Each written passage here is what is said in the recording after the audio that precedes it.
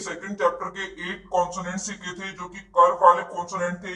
जो ये वाले कॉन्सोनेंट्स हैं इन सभी कॉन्सोनेंट को हम कर्व वाले कॉन्सोनेंट कहते हैं, और जो हमने फर्स्ट चैप्टर में सीखे थे इन्हें हम स्ट्रेट स्ट्रोक कहते हैं, क्योंकि ये स्ट्रेट लिखे जाते हैं।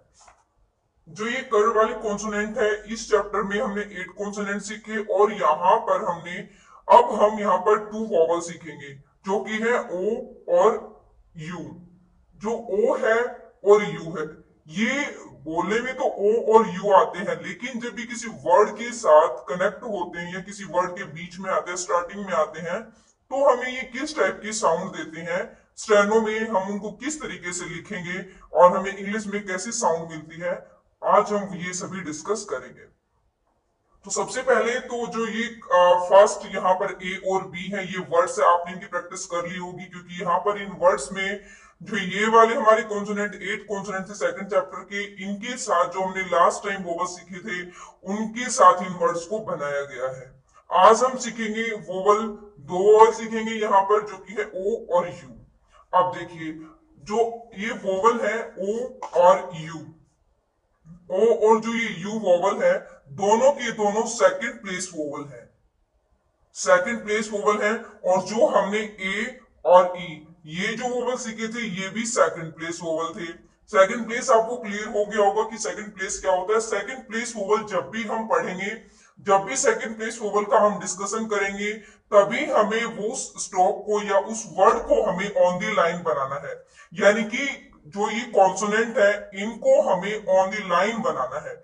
जैसे कि हमने लिखा कि पेड, तो ये ए है हमारा सेकंड प्लेस वोवल है, तो इसको हमने यानी कि जो स्टार्टिंग वाला स्ट्रोक होता है ऑन दी लाइन का मतलब है कि जो फर्स्ट जो हमारा स्ट्रोक आता है वही हमारा सेकंड प्लेस यानी कि लाइन के ऊपर बनना चाहिए। उसके बाद अगर चाहे कितने भी स्ट्रोक्स आए, वो चाहे किसी भी प्लेस पर जाए, वो मैटर नहीं रखता। स्टार्टिंग का जो स्ट्रोक बनता है वो मैटर रखता है। अब हम डिस्कस करते हैं वोवल्स। जो फर्स्ट है हमारा ओ, इससे हमें, ये हमारा सेकंड प्लेस वोवल है, इसके लिए हमें डैश का यूज करना है, डैश। और ओ के लिए हमें डार्क डैश का यूज करना है, ओ के लिए हमें डार्क डैश का यूज करना है, और यू के लिए हमें लाइट डैश का यूज करना है। यानी कि जो हमने ए और ई पढ़ा था इनके लिए हमने डार्क डॉट और लाइट डॉट का यूज किया था, लेकिन अगर हमें ओ और यू वोवल को लिखना है तो उसके लिए हमें डार्क डैश और लाइट डैश का यूज करना है। अब हम चलिए कुछ वर्ड्स देखते हैं, और ये हमारे सेकंड प्लेस वोवल है। याद रखिए जो सेकंड प्लेस वोवल आएगा उसमें जो हमारे वर्ड्स हैं वो ऑन दी लाइन बनेंगे। जैसा कि आप ये सभी वर्ड्स देख सकते हैं, सभी के सभी ऑन दी लाइन बने हुए हैं, ये देखिए। अब हम देखते हैं कुछ वर्ड्स के साथ हम इन सभी चीजों को क्लियर करते हैं। जैसे कि अब यहाँ पर जो वर्ड है हमारा टो, देखिए टो में एक हमारा साउंड आ रही है हमें टी की, टी हमने लिख दिया। उसके बाद ओ की साउंड आ रही, ओ यानी कि जो ये ओ वोवल हमने पढ़ा है इसकी, और इसके लिए हमें लगाना है डैश और सेकंड प्लेस पर, और लगाना है हमें डार्क डैश। ये देखिए जो ये है हमारा टो। इसको रीड करने का मेथड है हमारा, पहले हम इसको रीड करेंगे हमारे कॉन्सोनेंट को, उसके बाद हम वोवल को रीड करेंगे। सेम इसी तरीके से अब हमारा है नेक्स्ट वर्ड ओट। ओट में पहले हमें वोवल की साउंड सुनाई दे रही है, उसके बाद हमें कॉन्सोनेंट की, लेकिन लिखने का मेथड हमारा क्या है, सबसे पहले हम लिखते हैं कॉन्सोनेंट, उसके बाद लिखते हैं हम वोवल को। तो ओट लिखना है तो पहले हम लिखेंगे टी को, उससे के बाद हम लिखेंगे ओ को। ये हमारा डार्क डैश है, और ये अगर पहले आता है तो हमें पहले लिखना है, बाद में आता है तो बाद में, लेकिन कॉन्सोनेंट पहले हमें लिखने हैं, या पूरा स्ट्रोक जब जो भी बनता है हमारा उसे लिखना है। अब ये तो था हमारे सिंगल स्ट्रोक। अब हम बात करते हैं सेकेंड, जिसमें कम से कम 2 हमारे स्ट्रोक्स यूज होते हैं। जैसे कि शोड, ये देखिए, जैसे कि जो शोड है, ठीक है, इसमें हम देखिए पहले मैंने कंप्लीट स्ट्रोक बनाया है, कंप्लीट जो हमारे कॉन्सोनेंट है मैंने उनका यूज किया, उसके बाद शो, देखिए S H, show S H, जो ये है हमारे यहाँ पर जो ये वाला हमारा कॉन्सोनेंट है शो, ये वाली साउंड आ रही है, इश वाली जो है शो, इसका हम यूज करेंगे। लाइट जो है यहाँ पर ये स्ट्रोक है, और ओ की साउंड आ रही है, उसके बाद हम ओ की साउंड को लगाएंगे। इस तरीके से ये हमारा वर्ड बनेगा शोड, और इसको रीड करेंगे पहले इसको, उसके बाद इसको, फिर इसको, इस तरीके से। अगर हमारा पहले यहां पर मान लीजिए कि जैसे कि हमारा ये वर्ड बना, इसके बाद इससे पहले अगर हमारा कोई भी यहाँ पर कॉन्सोनेंट होता तो पहले हम इसको रीड करते, फिर इसको और फिर इसको। यानी कि पहले जो भी वोवल आता है, कॉन्सोनेंट आता है, सिंपली उसको उसी फ्लो में उसको रीड करना है। लेकिन राइट डाउन का जो मेथड है वो हमें पहले कॉन्सोनेंट लिखनी है, उसके बाद हमें वोवल लगाने हैं। तो ये तो था हमारा कंप्लीट ओ का जो डिस्कशन है वो। अब हम डिस्कस करते हैं यू।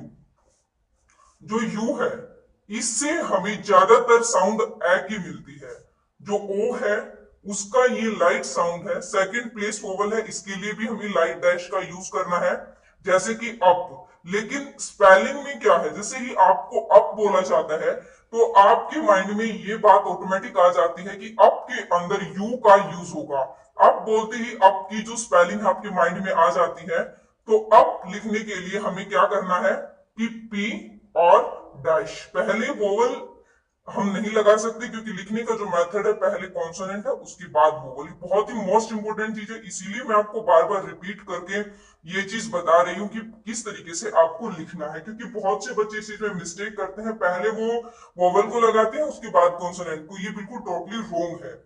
तो अब जैसे कि यू है, इसके लिए हमें लाइट डैश और सेकंड प्लेस वोवल है, तो इसलिए ऑन द लाइन इसमें वर्ड बनेंगे। अब ये तो था हमारा सिंगल स्ट्रोक का एग्जांपल। अब हम देखते हैं कोई डबल स्ट्रोक का एग्जांपल, जैसे कि टच अगर आपको लिखना है टच, ये देखिए यहां पर यू से हमें ए की साउंड मिल रही है, टच, ठीक है। अब इस टी के बाद हमें अ की साउंड आ रही है, तो इसलिए हमने इसके बाद इसको लगाया और फिर इसको। अब इसको रीड करना है, पहले ये, फिर ये और फिर ये, टच, ठीक है। तो ये था हमारा दो वोवल इस चैप्टर में। और अब हमारा ये चैप्टर होता है फिनिश। इसके बाद आपकी इन्हें अच्छे से प्रैक्टिस करनी है, इन वर्ड्स की पहले आपको प्रैक्टिस करनी है। उसके बाद आपको जो ये सेकंड एक्सरसाइज है, सेकंड एक्सरसाइज जो ये है, इसकी प्रैक्टिस करनी है अच्छे से कम 10 to 12 टाइम इसकी प्रैक्टिस करनी है। उसके बाद आपको जो एक्सरसाइज 3 है आपको इसकी प्रैक्टिस करनी है अच्छे से 10 to 12 टाइम, और इनको रीड करना है और इनको लिख के देखना है अच्छे से। और फ्रेंड्स, वीडियो का एंड करने से पहले मैं आपसे एक डिस्कशन करना चाहूंगी कि अगर आप लोग ये क्लासेस लाइव देखना चाहते हैं या लाइव करना चाहते हैं तो आप इसके लिए मुझे ज्यादा से ज्यादा कमेंट करिए और मुझे बताइए कि अगर आप लाइव स्ट्रीमिंग देखना चाहते हैं या कंटिन्यू जिस तरीके से मैं आपको स्टडी करवा रही हूँ इसी तरीके से आपको कंटिन्यू स्टडी करनी है।